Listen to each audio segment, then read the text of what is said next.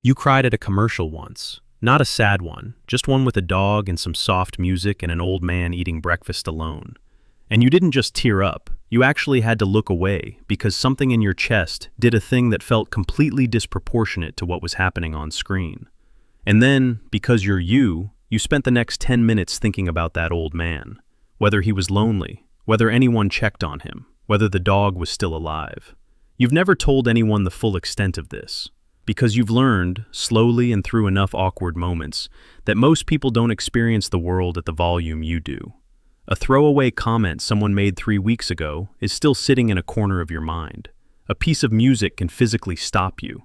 You absorb the mood of a room the second you walk into it, before a single word is spoken, and you carry it home like luggage. The world has a word for this. It's called being too sensitive. And that word has probably followed you since childhood in one form or another, softened sometimes, pointed other times, but always carrying the same implication, that something in your calibration is off, that you need to toughen up, that the way you move through life is somehow a problem to be solved. Here's what the science actually says, and it says something completely different. In 1996, psychologist Dr. Elaine Aron published research identifying what she called sensory processing sensitivity, a measurable, neurologically distinct trait found in approximately 15 to 20% of the population. Not a disorder, not a diagnosis, a trait, present in over 100 species across the animal kingdom, which tells you evolution kept it around for a reason.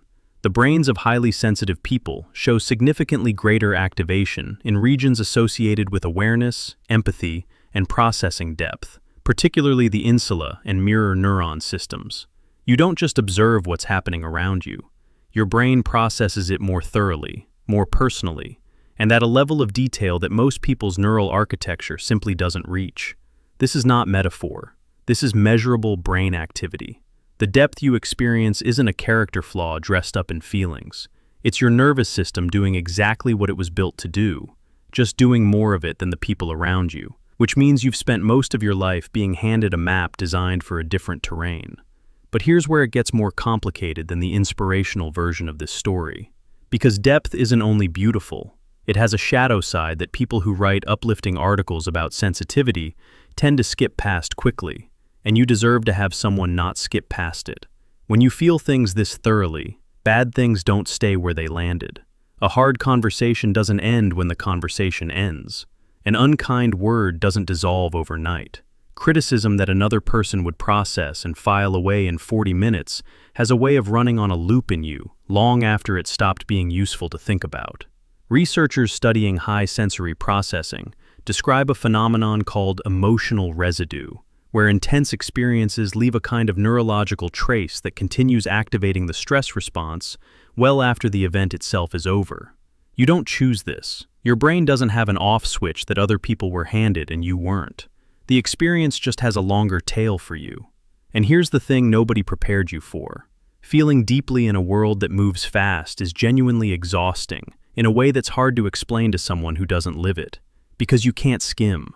You can't be briefly in something and then be out of it. When you're in it entirely. A difficult week at work isn't just a difficult week. A difficult conversation with someone you love isn't just a conversation. It takes something real from you. And replenishing that isn't laziness or weakness. It's a physiological necessity that most people around you simply don't have on the same scale. So you've probably developed workarounds, strategies. You've learned to edit yourself in real time, to present a version of your reaction that's smaller, more manageable, more acceptable to the room. You've gotten good at the performance of being fine. And here's the quietly devastating part of that. It works. People believe you, which means you've spent years being genuinely unseen in the very area of your life that takes up the most space, feeling everything while appearing to feel the appropriate amount. That gap between the two is where a lot of your tiredness actually lives. There's a concept in psychology called emotional contagion, the unconscious process by which one person's emotional state transfers to another. Everyone experiences this to some degree. But research by psychologist Elaine Hatfield found that highly sensitive people have measurably stronger emotional contagion responses. You don't just notice when someone in the room is upset, you absorb it. You walk into a gathering, and within minutes you're carrying an emotional weather report for everyone present. most of whom have no idea you're holding their stress alongside your own. This is why crowded or emotionally charged environments can leave you hollowed out in a way that a simple head count of how much you actually did that day doesn't explain. You were doing invisible labor the entire time, running an emotional process that most people around you weren't running at all. And yet, this is the part that gets buried. This same capacity is responsible for things that other people cannot replicate. Highly sensitive people consistently score higher on measures of empathic accuracy, which means you're not just feeling more, you're reading more correctly. When someone tells you they're fine and they're not, you know. Not because you're guessing, but because your nervous system picked up data that most people simply filtered out. You notice the pause before the answer, the way someone's posture shifted, the word they chose and the one they didn't. This is not intuition in the mystical sense. It's pattern recognition at a level of resolution most people don't have access to. The people in your life who have ever felt truly seen, really seen, not just heard, were almost certainly sitting across from someone like you. The same depth that means a piece of music can stop you in a hallway means you can sit with someone in pain without immediately trying to fix it, without flinching, without needing them to wrap it up so the discomfort in the room goes away. That's rarer than it sounds. Most people cannot do it. They love the people in front of them and still cannot do it. You can, because you've spent your whole life learning to sit inside difficult feelings without being destroyed by them. That is not a small skill. That's something people spend years in therapy trying to develop. So here's the reframe. Not the comfortable, everything happens for a reason version, the honest one. You were not built for a world that rewards speed and surface and moving on quickly. You were built for depth, for attention, for the kind of presence that actually costs something.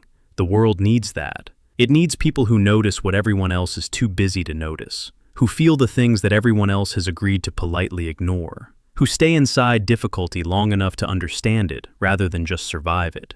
What it cost you was fitting in easily. What you got in return is a richer, more textured experience of being alive than most people will ever access, and the ability to hand some of that to the people around you, usually without them even realizing where it came from. You were never too much. You were always just more than the room was ready for, and that is an entirely different thing. If this landed somewhere real for you, subscribe. This channel is built for the people who process everything twice and still show up. We'll be here.